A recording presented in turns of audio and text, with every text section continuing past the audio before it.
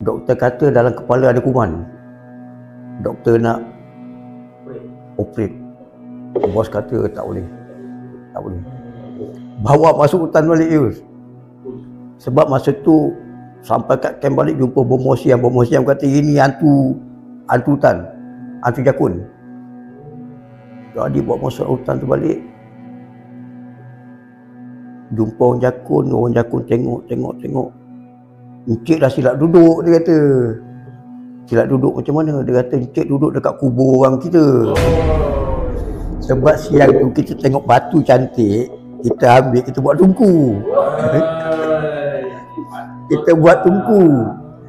Jadi mungkin dah nasib dia kan, dia terkena. Jadi masa berubat tu nak kata Tarzan tak Tarzan lah. Dia panjat pokok dan lompat daripada pokok ke pokok. Pokok ke pokok? Ya. Tapi pokok rapat-rapat lah. Dia macam monyet, dia gayut sana, gayut. Oh, jenuh kita kejar. Jenuh.